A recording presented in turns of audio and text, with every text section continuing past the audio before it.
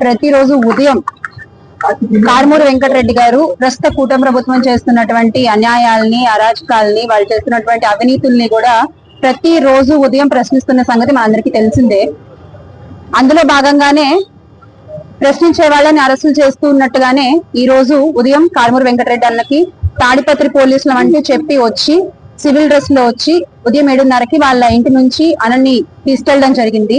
అంటే without notice వాళ్ళు వచ్చి కారుమూరి వెంకటరెడ్డి గారిని తీసుకెళ్లిపోవడము, ఇంట్లో ఉండే వాళ్ళని బెదిరించడము, వాళ్ళ ఫోన్లు లాక్కోవడము, అసలు ఏం జరుగుతోంది ఏంటి అని అడుగుతుంటే కూడా సమాధానం చెప్పకుండా వాళ్ళ పాప ముందు, వాళ్ళ భార్య ముందు, హరిత గారి ముందు కారుమూరి వెంకటరెడ్డి గారిని తీసుకెళ్లిపోవడం జరిగింది. సో అంటే ఇది ఏం చెప్పాలనుకుంటున్నారు నాకు అర్థం కాని విషయం ఇక్కడ. ఎందుకు అంటే నిజంగా గనక మీరు అరెస్ట్ చేయాలనుకుంటే మీరు ముందు ఒక సిఆర్పిసి నోటీస్ వాటివన్నీ ఇవ్వాలి. ఇచ్చి ఆయన మీకు సపోర్ట్ చేయకపోతే, మీకు విచారణకు రావడానికి ఆయన సపోర్ట్ చేయకపోతే అప్పుడు మీరు వచ్చి అరెస్ట్ చేయాలి. అంతేగాని మీ ఇష్టం వచ్చినట్టుగా ఎఫ్ఐఆర్ ఫైల్ అయిందేమో నిన్న సాయంత్రం 7:20 చిల్లరకు అలా ఎఫ్ఐఆర్ ఫైల్ అయింది. మరి తాడిపత్రి నుంచి పోలీసులు వచ్చాము అంటే వీళ్ళకి ముందే తెలుసా ఎఫ్ఐఆర్ ఫైల్ అవుతుందని? సో రెడీగా ఉన్నారా కార్లు వేసుకుని వెళ్ళిపోవడానికి? తాడిపత్రి నుంచి రావడానికే చాలా సేపు పడుతుంది కదా. ఉదయం 7 గంటల 7:30 కిందకు వచ్చి సెక్యూరిటీ దగ్గర నుంచి వీళ్ళకి ఫోన్లు చేసి, అంటే ఇదంతా ముందు ప్రీ ప్లాన్ అనే విషయం ఇక్కడ మనం అర్థం చేసుకోవచ్చు అనమాట. సో ఎర్రబుక్కు రాజ్యాంగంలో జరిగేటువంటి అక్రమ అరెస్టులో భాగంగా ఇది కూడా ఒకటి ఖచ్చితంగా. అయితే మీరు మీ రెడ్ బుక్ రాజ్యాంగంలో భాగంగా చేసే అక్రమ అరెస్టులతో, పెట్టే అక్రమ కేసులతో వైఎస్ఆర్ కాంగ్రెస్ పార్టీ క్యాడర్ ని, కార్యకర్తల్ని నోరు మూపిద్దాం అనుకుంటే మాత్రం అది ఒక అపోహ మాత్రమే అనే విషయం గుర్తుంచుకోవాలి. ఈ రోజు వచ్చిన వాళ్ళు నిజంగా పోలీసులా కాదా తెలీదు, ఫోన్లు లాగేసుకున్నారు. అడగ్గా హరిత గారి ఫోన్ వెళ్ళేటప్పుడు ఆవిడ చేతిలో పెట్టారు, మళ్ళీ ఆవిడకి వార్నింగ్ ఇచ్చారు. మీరు ఎవరికైనా చెప్తే కాన్సిక్వెన్సెస్ ఫేస్ చేయాలి. ఏం కాన్సిక్వెన్సెస్ ఫేస్ చేయాలి సార్? బెదిరిస్తున్నారా మీరు ఇంట్లో వాళ్ళని? మీరు నిజంగా ఆయన మీద కంప్లైంట్ ఫైల్ అయ్యి ఉంటే మీరు ముందు ఒక నోటీస్ సర్వ్ చేయడానికి వచ్చి, అప్పుడు ఆయన సపోర్ట్ చేయకపోతే, కోఆపరేట్ చేయకపోతే అప్పుడు మీరు అరెస్ట్ చేయడం అనేది న్యాయం, ధర్మం.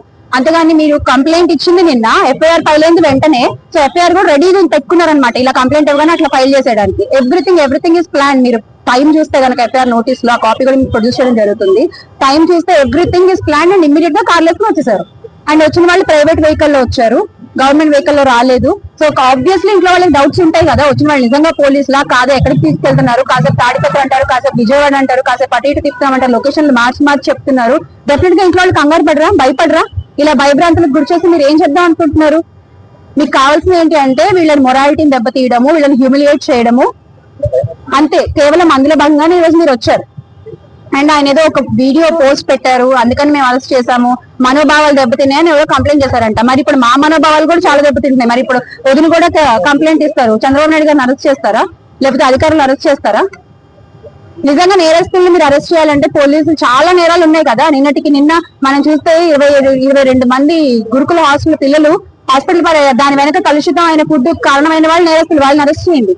కిందటి నెల కుర్పంలో కూడా ఇదే జరిగింది, వాళ్ళని అరెస్ట్ చేయండి. పల్నాడులో చదువుకునే పిల్లల్ని బాల కార్మికులుగా మారుస్తున్నారు, దాని వెనకాల ఉన్న వాళ్ళు ఎవరో వాళ్ళని పట్టుకుని వాళ్ళని అరెస్ట్ చేయండి. అంతేగాని మీరు చేసిన తప్పుల్ని ప్రశ్నిస్తున్నందుకు మీరు ఇలా మమ్మల్ని అక్రమ అరెస్టులు చేసుకుంటూ పోతే మాత్రం ఖచ్చితంగా భయపడేది లేదు, వెనకడుగు వేసేది లేదు. ఖచ్చితంగా పోరాడతాము. ఎప్పటికైనా న్యాయం గెలుస్తున్న నమ్మకం మాకుంది, చట్టాలపై మాకు నమ్మకం ఉంది. చట్టబద్ధంగానే న్యాయబద్ధంగానే పోరాడతాము మా జగన్మోహన్ రెడ్డి గారి అండతో. We stand with Venkatesh